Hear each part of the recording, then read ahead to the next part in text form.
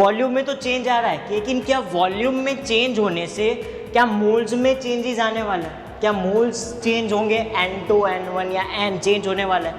क्या रे कबीर सिंह है, ठीक है, तो कबीर सिंह मतलब पिक्चर वाला कबीर सिंह नहीं है, ठीक है। कबीर सिंह को क्या चाहिए? वड़ा पाव चाहिए, राइट। तो वो बुलेट लेके जा रहा है और बैकग्राउंड में म्यूजिक बज रहा है, वड़ा पाव पाव पाव वड़ा पाव वड़ा पाव, राइट। तो उसमें एक्साइटमेंट हुई वड़ा पाव खाने की, ठीक है, लेकिन क्या उसके एक्साइटमेंट के कारण उसका वजन कम होने वाला है? क्या उसका वजन बढ़ने वाला है? नहीं होगा ना। जब खाएगा या फिर ठीक है पिएगा तभी तो जाके उसका वजन में चेंजेस आने वाला है। तो बिल्कुल वही। Welcome students, I am your chemistry teacher from revolution beyond education and I am here to boost your JEE Mains 2020 marks with some very important question and tricks from the chapter Some Basic Concepts of Chemistry. So without wasting time, let's start. Alright, so here's the first question. The molarity of a solution obtained by mixing 750 ml of 0.5 molar HCl with 250 ml of 2 molar HCl will be, right? तो इसने क्या किया है? एक container ले लिया, उसका volume उसने ले लिया 750 ml, राइट। मैं उसे V1 बोल रहा हूँ और जब 750 ml के साथ कॉन्सेंट्रेशन कितना है? 0.5 मोलर। M1 कितना है? 0.5 मोलर, राइट। सब्सटेंस कौन सा है मेरे पास? सब्सटेंस है मेरे पास HCl। दूसरे कंटेनर में उसने HCl ही लिया, वॉल्यूम उसने ले लिया है 250 ml, राइट। 250 ml, मोलैरिटी कितनी है? M2 बोल रहा हूँ मैं उसको, कितना है? 2 मोलर, और सब्सटेंस कौन सा है? HCl ही है। अब क्या हुआ? इसको और इसको मैंने मिक्स कर दिया होगा। जब मैं इसको मिक्स करूंगा तब मेरे पास क्या आ जाएगा? एक सॉल्यूशन बनेगा। बताओ सॉल्यूशन का वॉल्यूम क्या होगा? V2 + V1, राइट, यही तो होगा। तो कितना हो गया ये? 750 + 250 कितना आ जाएगा मेरे पास? 1000 ml, राइट। क्लियर हो रही है बात? और ये क्या HCl में HCl डाल रहे हो तो HCl ही बनने वाला है, राइट। और इसकी मुझे निकालनी है मोलैरिटी। मैं एज्यूम कर रहा हूँ कुछ M है, राइट, तो मुझे नहीं पता ये कितनी है, मुझे ये निकालनी है। तो कैसे निकालेंगे? जब भी ऐसे क्वेश्चन हो कि तुम एक को दूसरे में मिक्स कर रहे हो, राइट, या तो तुम न्यूट्रलाइज कर रहे हो, तब हमें दिमाग में एक फॉर्मूला स्ट्राइक होना चाहिए, वो है M1V1 + M2V2 = MV1 + V2, right. या तो तुम V1 + V2 को कैसे भी लिख सकते हो, लेट्स से ये है V, राइट। तो V क्या होगा मेरे पास? V will be equal to V1 + V2, मतलब फाइनल वॉल्यूम होगा। क्लियर हो रही है बात? तो ये फॉर्मूला यार याद करना है हमें, राइट। ये फॉर्मूला आया कैसे? यार देखो यहाँ पे मोलैरिटी है M1 और वॉल्यूम है V1। अब यहाँ पर मैं मोलैरिटी का फॉर्मूला लगाऊँ तो क्या आएगा? N1/V1, right. इसके लिए मैं लगाऊँ तो क्या आएगा? M2 = N2/V2, right. M2 = N2/V2, और यहाँ पे क्या आएगा? यहाँ पे आने वाला है मोलैरिटी = N/V, राइट।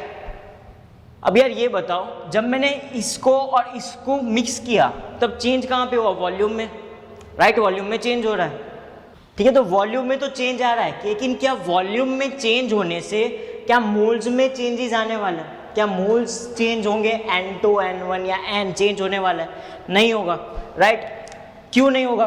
कुछ ऐसे समझो, क्या रे कबीर सिंह है, ठीक है, तो कबीर सिंह मतलब पिक्चर वाला कबीर सिंह नहीं है, ठीक है। कबीर सिंह को क्या चाहिए? वड़ा पाव चाहिए, राइट। तो वो बुलेट लेके जा रहा है और बैकग्राउंड में म्यूजिक बज रहा है, वड़ा पाव पाव पाव वड़ा पाव वड़ा पाव, राइट। तो उसमें एक्साइटमेंट हुई वड़ा पाव खाने की, ठीक है, लेकिन क्या उसके एक्साइटमेंट के कारण उसका वजन कम होने वाला है? क्या उसका वजन बढ़ने वाला है? नहीं होगा ना। जब खाएगा या फिर ठीक है पिएगा तभी तो जाके उसका वजन में चेंजेस आने वाला है। तो बिल्कुल वही चीज़ हो रही है कि यार तुम्हारे वॉल्यूम बढ़ाने या घटाने से मोल्स में कोई चेंज नहीं आने वाला, ठीक है, उसके वजन में कोई चेंज नहीं आने वाला। क्लियर हो रही है बात, राइट। क्योंकि मोल्स मेरे पास क्या होता है? मोल्स मेरे पास होता है given mass upon molar mass. ये तो वॉल्यूम के इंडिपेंडेंट है, और यहाँ पे चेंज क्या कर रहे हैं हम? वॉल्यूम ही तो चेंज कर रहे हैं सिर्फ, राइट। तो N1 मेरे पास यहाँ से क्या आएगा? N1 आएगा M1V1, यहाँ से N2 क्या आएगा? N2 आएगा M2V2। अब इन दोनों को प्लस करो तो तुम्हें फाइनल मोल्स मिलेंगे जो सॉल्यूशन में मिलने वाले हैं, राइट। तो सॉल्यूशन में फाइनल मोल में क्या बोल रहा हूँ? N, तो N = MV, राइट। इसके मोल्स क्या है मेरे पास? M2V2 प्लस इसके मोल्स क्या है? M1V1। दोनों के मोल्स जितने पहले थे उतने ही बाद में रहने वाले, ठीक है। कबीर सिंह का जितना वजन पहले था उतना ही बाद में रहेगा।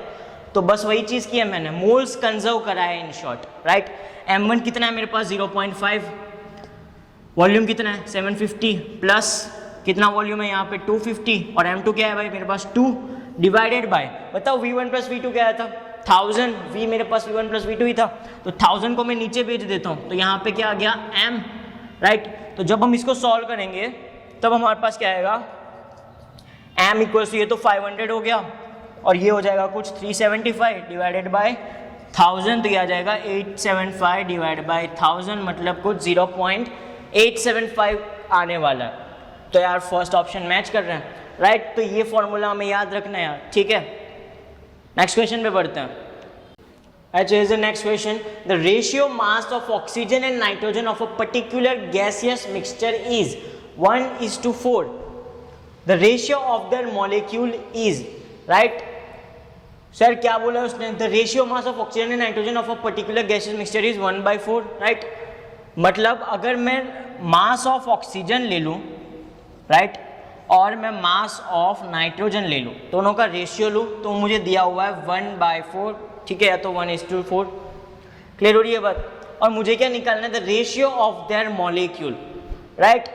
सर कैसे सॉल्व करेंगे, शायद तुम्हें देख के हार्ड लग रहा हो, लेकिन जब मैं तुम्हें बताऊंगा इसका सॉल्यूशन, तो यार ब्रह्मांड का सबसे सरल क्वेश्चन लगेगा तुम्हें, ठीक है। तो क्या है, हम डिवाइड कर रहे हैं मोल्स, राइट। मोल्स किसके, moles of oxygen upon moles of nitrogen. अब मोल्स ऑफ ऑक्सीजन है, मतलब क्या होगा, मोल्स ऑफ ऑक्सीजन मेरे पास क्या आएगा, weight of oxygen, right, given weight of oxygen upon molecular weight of oxygen, molecular weight of oxygen, ये आने वाला है, राइट। तो यहाँ पे मैं रिप्लेस कर देता हूँ, weight of oxygen upon molecular weight of oxygen, right. Moles यही तो होते हैं हमारे पास। और N2 की बात करूँ तो आएगा wait of N2 upon molecular weight of N2, right. तो यही आने वाला है हमारे पास। बताओ क्या हो जाएगा, सिंप्लीफाई होके ये और ये मल्टीप्लाई होंगे, ये और ये मल्टीप्लाई होंगे, तो ये मेरे पास आ जाएगा weight of O2 into molecular weight of N2 upon क्या आएगा मेरे पास, molecular weight of O2 into weight of N2, right. अब वेट ऑफ O2 और वेट ऑफ N2, इन दोनों का रेशियो मुझे क्या दिया हुआ है, इन दोनों का रेशियो मुझे दिया हुआ है क्या 1/4, राइट। यहाँ पे W कर देते हैं, राइट, तो कंफ्यूजन ना हो। क्लियर हो रही है बात। तो इन दोनों का रेशियो मुझे क्या दिया 1/4, तो मैं लिख दूंगा यहाँ पे 1/4, इसको और इसको जब डिवाइड कर रहे हैं तो 1/4 आ रहा है। और बताओ मॉलिक्यूलर वेट ऑफ N2 क्या आएगा, N2 मतलब क्या, N और N, एक N का 14, तो 2 N है तो 28 हो जाएगा, 28 डिवाइड बाई 32, क्या हो गया ये 7। बताओ भाई आंसर क्या आ गया 7:32। ये क्या है मेरे पास, N of O2 upon N of N2 का रेशियो 7:32। और इसमें क्या ऑप्शन मैच हो रहा है यार, ये रहा, ठीक है, राइट। तो ये रहा हमारा आंसर। अब तुम्हें शायद डाउट हो सकता है कि यहाँ पे तो हमने मोल्स के रेशियो निकाले, राइट, लेकिन हमें क्वेश्चन में तो पूछा है the ratio of their molecule, तो कैसे यार ये आंसर हो गया हमारा, राइट। तो इसको कुछ ऐसे समझो, मेरे पास मैं कितना मोल हूँ, मैं पूरा 1 मोल हूँ, राइट। तो मेरे अंदर कितने पार्टिकल्स होंगे या तो कितने मॉलिक्यूल्स होने वाले हैं, मेरे अंदर होने वाले हैं 6.022 इंटू 10⁻23 मॉलिक्यूल्स, और आप हो 2 मोल हो, राइट। तो मैं 1 मोल, आप 2 मोल, रेशियो क्या हो गया 1:2 हो गया, मोल्स की रेशियो की बात करें तो, राइट। अब मैं 1 मोल हूँ, मेरे अंदर कितने मॉलिक्यूल्स हैं 6.022 इंटू 10⁻23, और आपके अंदर कितने हैं, आप 2 मोल हो तो आपके अंदर कितने होंगे 2 इंटू 6.022 इंटू 10⁻23 मॉलिक्यूल्स, राइट। तो मतलब आपके अगर मॉलिक्यूल्स और मेरे मॉलिक्यूल्स के रेशियो की बात करें तो वो भी 1:2 आने वाला है, ठीक है। तो ये करने की ज़रूरत क्या, हम डायरेक्ट मोल्स का ही रेशियो निकाल लेते हैं, तो हमें आंसर मिलने ही वाला है वही, राइट। तो मैंने वही किया, मैंने मोल्स का रेशियो निकाल दिया, तो था यार ये ब्रह्मांड का सबसे सरल क्वेश्चन, बस तो यार आंसर आ गया। नेक्स्ट क्वेश्चन पे बढ़ते हैं।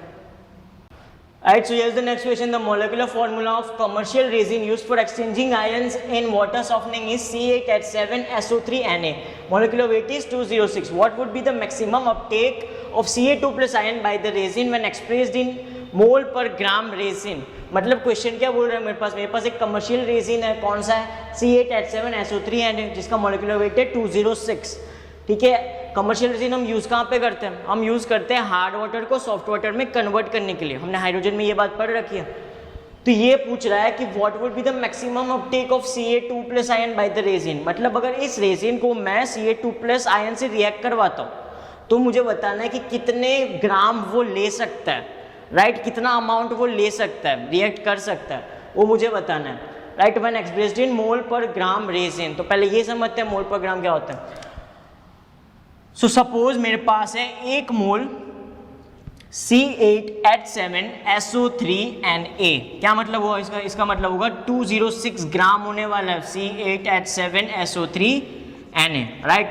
अब अगर मैं तुमसे पूछूं कि बताओ 1 ग्राम में कितने मोल्स होंगे, तो क्या करेंगे हम, 1 ग्राम पूछ रहा है, बताओ कितने होंगे, यूनिटरी मेथड लगा देंगे, यहाँ पे x रख देंगे, तो ये इंटू ये डिवाइड बाई ये, राइट। तो जब तुम सॉल्व करोगे तो आ जाएगा 1/206 मोल्स, राइट। तो 1 ग्राम अगर मेरे पास है ये, तो मेरे पास कितने मोल्स आने वाले हैं, 1/206 मोल। इसको कुछ ऐसे समझो यार कि तुम्हारे पास एक थैली है, राइट, उस थैली के अंदर है मैकडॉनल्ड्स के बर्गर, कितने बर्गर है, 6.022 × 10⁻23 बर्गर है, मतलब उस थैली के अंदर मैकडॉनल्ड्स के 1 मोल बर्गर है, राइट।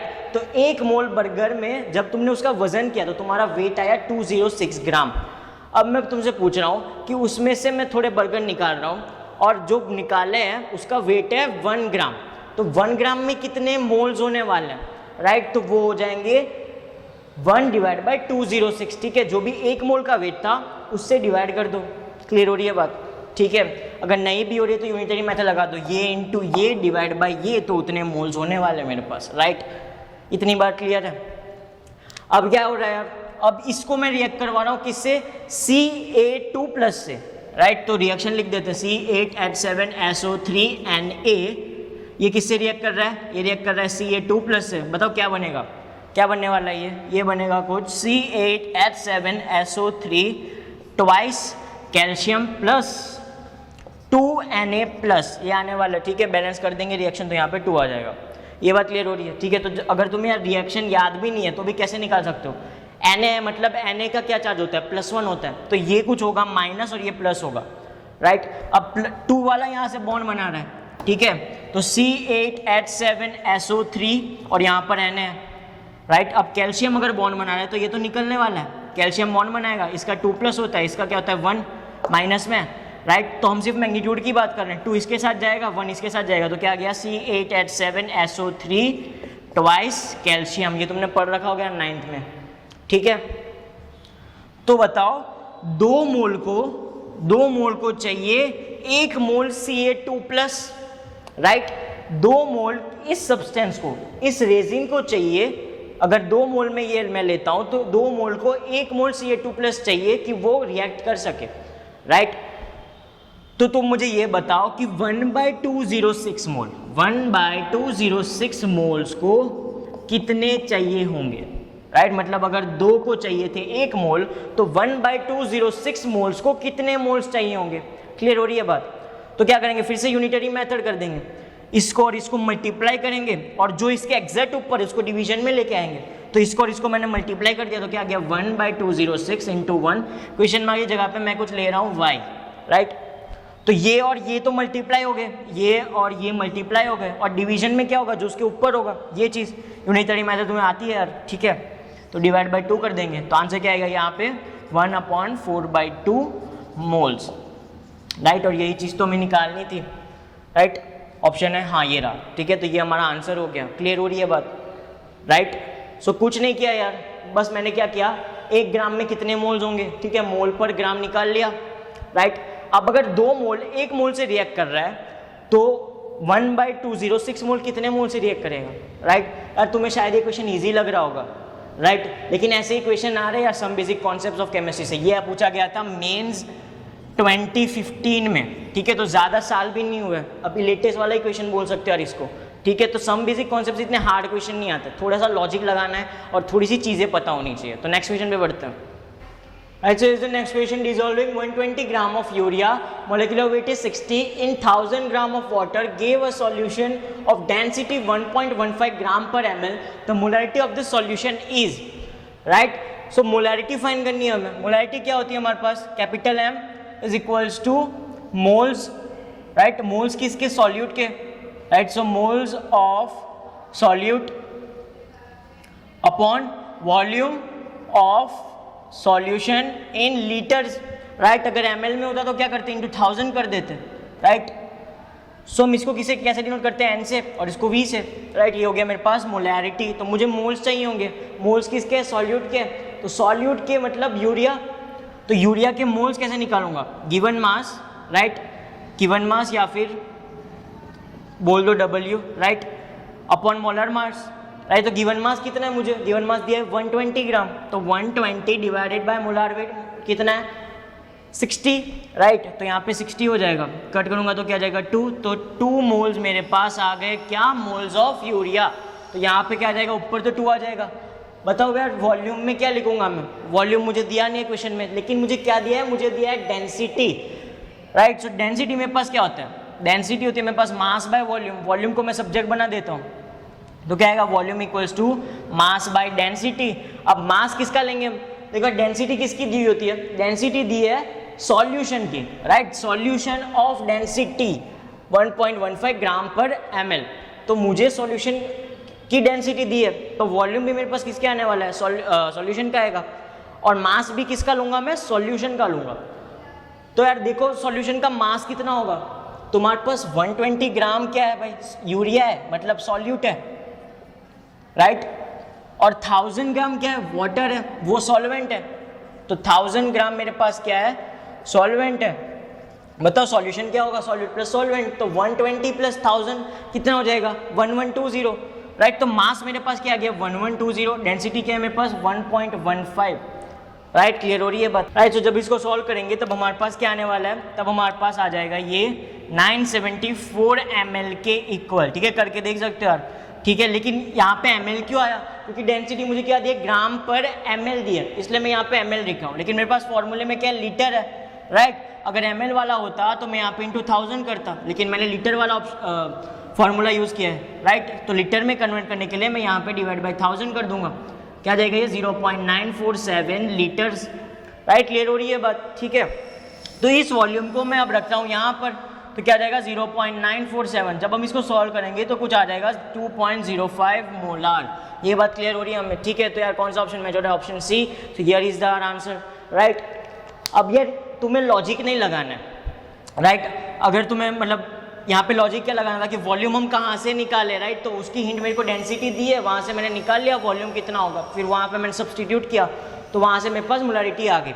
लेकिन मुझे ये सब लॉजिक नहीं लगाना, तो ये रहे फॉर्मूले, रट लो यार, ठीक है, राइट। तो पहला फॉर्मूला मेरे पास क्या है, n equals to m into n factor, ये तो जाना मैंने, ठीक है। n क्या है मेरे पास, नॉर्मेलिटी है, m क्या होता है, मोलैरिटी, और n फैक्टर क्या होगा, नंबर ऑफ इलेक्ट्रॉन लूज, या तो गेन, या तो टोटल पॉजिटिव चार्ज, या तो total negative charge, right. Sir ये फॉर्मूला तो हमें क्लियर है। यहाँ पर क्या है, यहाँ पर है m मतलब मोलैरिटी, राइट, लिख देते हैं। m मतलब क्या है, मोलैरिटी है, राइट। स्मॉल m मतलब क्या होगा, स्मॉल m मेरे पास है मोलैरिटी, राइट। d क्या है, d is density of solution, density of solution, right.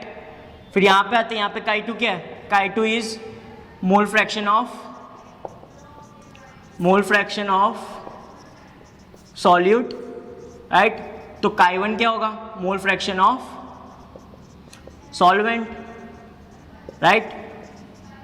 तो मतलब 1 वाली जो चीज़ है, ठीक है, 1 वाली जो भी चीज़ें होगी वो सॉल्वेंट को डिनोट करेगी, और 2 वाली जो चीज़ है वो सॉल्यूट को डिनोट करेगी। बताओ m1 क्या आ जाएगा, m1 होगा मेरे पास molecular mass of solvent, right.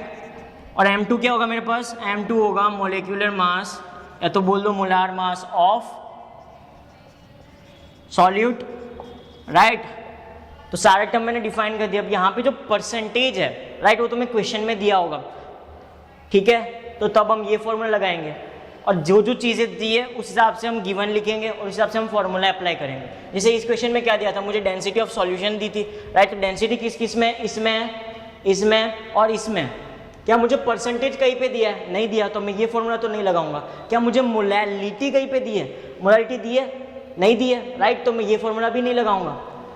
तो ये फॉर्मूला बच जाता है मेरे पास। 1000 तो कांस्टेंट है, डेंसिटी मेरे पास दी हुई है, राइट। तो chi2 क्या है, chi2 है मोल फ्रैक्शन ऑफ सॉल्यूट, मुझे दिया नहीं है लेकिन मैं फाइंड कर सकता हूँ। कैसे, बताओ, मोल फ्रैक्शन ऑफ सॉल्यूट क्या आएगा, moles of solute, right, moles of solute upon total moles, right. तो मोल्स ऑफ सॉल्यूट क्या थे मेरे पास, 2 मोल्स आए थे, ठीक है। तो 2/2 प्लस सॉल्वेंट के मोल्स कितने होंगे भाई, सॉल्वेंट कितना है 1000 ग्राम, तो 1000 डिवाइड बाई 18 कर दूंगा तो ये कुछ आएगा 55.5 के इक्वल, ठीक है। सॉल्व करो यार तो तुम्हें chi2 मिलेगा, राइट। अब हमें पता है chi1 प्लस chi2 होता है 1 के इक्वल, इसको यहाँ पे भेज दूंगा तो chi1 आ जाएगा 1 माइनस chi2, तुमने यहाँ से chi2 निकाला, यहाँ पे रख दो, chi1 आ जाएगा, फिर तुम इस इक्वेशन में रख दोगे तो तुम्हारे पास आंसर आ जाएगा, राइट। m1 और m2 तुम्हारे पास पहले से है, मॉलिक्यूलर वेट है सॉल्यूट और सॉल्वेंट का, तो फॉर्मूला अप्लाई कर सकते हो या तो लॉजिक अप्लाई कर सकते हो, दैट्स योर चॉइस, ठीक है। ये तो मैंने तुम्हें थोड़ी ट्रिक्स बता दी कि यार फॉर्मूले लगाओ डायरेक्ट आंसर्स आ जाएंगे, राइट। तो नेक्स्ट क्वेश्चन पे पढ़ते हैं। So is the next question, at 300 Kelvin and 1 atm 15 ml of gaseous hydrocarbon requires 375 ml air containing 20% O2 by volume for complete combustion. After combustion the gas is occupied 330 ml. Assuming that the water formed is in the liquid form and the volumes were measured at the same temperature and pressure, the formula of hydrocarbon is, right। तो जब भी ऐसे question आए तो एक formula मैं बता रहा हूँ, याद कर लो, राइट। क्या आएगा, CxHy plus x plus y by 4 O2 gives xCO2 plus y by 2 H2O, right. अब यहाँ पे देखो यार, तुम्हें गेलुसेक लॉ ऑफ कांस्टेंट वॉल्यूम याद होगा, राइट। क्या होता है, अगर एक वॉल्यूम ये है एक वॉल्यूम ये है, अंडर आइडेंटिकल कंडीशंस दोनों सभी गैसेस का वॉल्यूम सेम होने वाला है, राइट। क्या कुछ वैसा ही हो रहा है, लेकिन यहाँ पर हम मोल कॉन्सेप्ट की बात करें तो मोल से समझते हैं, एक मोल को इतने मोल चाहिए, राइट।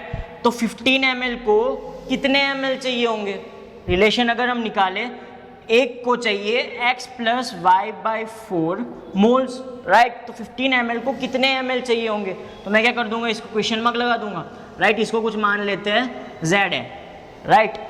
तो ये इंटू ये कितना आएगा, ये आने वाला है 15x plus y by 4, clear हो रही है बात, ठीक है। तो 15 ml को 15 into x plus y by 4 volume चाहिए होगा, क्लियर हो रही है बात, ठीक है।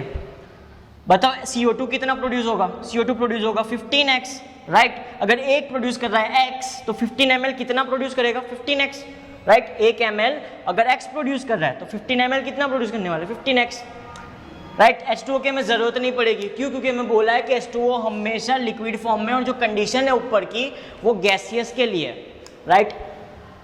तो हमें निकालना क्या है, हाइड्रोकार्बन का फॉर्मूला निकालना है, मतलब अगर मैं x और y निकाल लूंगा तो मेरे पास आ जाएगा, राइट। तो बताओ मेरे पास O2 का वॉल्यूम कितना है, 375 ml एयर बोला है, 375 ml एयर मतलब कितनी प्योरिटी उसकी, 20%। तो वॉल्यूम ऑफ O2 क्या आएगा, वॉल्यूम ऑफ O2 आएगा 20% ऑफ 375, क्यों, क्योंकि 375 में से सिर्फ 20% में ही ऑक्सीजन है, राइट। तो हम इसको कट करेंगे तो क्या जाएगा, कुछ 75 आने वाला है। अब वॉल्यूम ऑफ O2 मैंने यहाँ पे क्या निकाला था, 15 into x plus y by 4, तो यहाँ पे मैं रख देता हूँ 15 into x plus y by 4, right. ये किसकी इक्वल है, 75 की इक्वल, राइट। 15 को नीचे भेजता हूँ तो क्या आएगा, x plus y by 4 equals to 75 by 15, right. तो x प्लस वाई बाई 4 मेरे पास क्या आ गया, 5 के इक्वल, राइट। अब मैं फर्स्ट ऑप्शन देखता हूँ, फर्स्ट ऑप्शन क्या है, C3H6, मतलब x की वैल्यू यहाँ पर है 3 और y की हो गई 6, मैं यहाँ पे रखता हूँ तो 3 अपॉन क्या हो गया 6/4 मतलब 3/2, राइट। तो वो तो मेरे को 5 नहीं देने वाला, तो फर्स्ट ऑप्शन गलत हो गया मेरे पास। दूसरा ऑप्शन चेक करते हैं, x क्या है मेरे पास 3, राइट। x मेरे पास 3 है और y मेरे पास क्या हो गया 8 हो गया, तो 8/4 क्या हो जाएगा 2, तो 3 + 2 5, हाँ आ जाता है, राइट। तो ये हमारा ऑप्शन हो गया। अब यार ये तो पार्ट ये हो गया, राइट। हम ऑप्शन देख देख के डाल रहे हैं, लॉजिकली कैसे करेंगे, देखो बाद में हमने क्या दिया है कि जब कंबशन हो गया, after combustion gas is occupied 330 ml, right. तो गैसेज मेरे पास कौन कौन से होंगे, CO2 एक गैस है, वाटर भी गैस हो सकता है, लेकिन क्वेश्चन में मुझे बोला है कि water form is in liquid form, तो इसको मैं गैस की तरह ट्रीट नहीं करूंगा, राइट। ये किस में फॉर्म में होगा, लिक्विड फॉर्म में, ये मेरे पास गैस के फॉर्म में होगा, ये तो गैस है ही, और हाइड्रोकार्बन भी एक गैस नहीं होगा, राइट। ये सॉलिड फॉर्म में होने वाला है। तो बताओ जब कंबशन हो गया तब गैसेज ने कितना वॉल्यूम ऑक्यूपाई किया, x plus y by 4 plus यहाँ पे क्या आएगा 15x, राइट। यहाँ पे 15, समझो यार। तो जब दो सब में से कॉमन निकाल लूंगा तो मेरे पास यहाँ पे 2 आ जाएगा और 15 मेरे पास आ गया कॉमन, क्लियर हो रही है बात? तो ये कुछ दूसरी इक्वेशन बनेगी, इक्वल्स टू मैं क्या कर दूंगा 330 ml, राइट, क्योंकि गैसेज ऑक्यूपाई क्या कर रहे हैं 330 ml, ये भी गैस ये भी गैस, इसका वॉल्यूम कितना है ये प्लस ये इक्वल्स टू क्या आ जाएगा 330 ml। तो यहाँ से दूसरी इक्वेशन आएगी, x और y दो वेरिएबल है, यहाँ पे भी एक इक्वेशन आई थी, ठीक है, सॉल्व कर लेना तो तुम्हें यही आंसर मिल रहा होगा x और y का, x equals to 3 y equals to 8, लेकिन हम जे ही देने वाले, फटाफट होना चाहिए, इसलिए मैंने तुम्हें हिट एंड ट्रायल से करवा दिया। So here we are ending our discussion for the chapter Some Basic Concepts of Chemistry. If this video has helped you clear your concept and if you feel more confident for JEE Mains 2020, then do subscribe our channel and hit the bell icon for daily updates from Revolution Beyond Education. Till then, see ya, have a good day.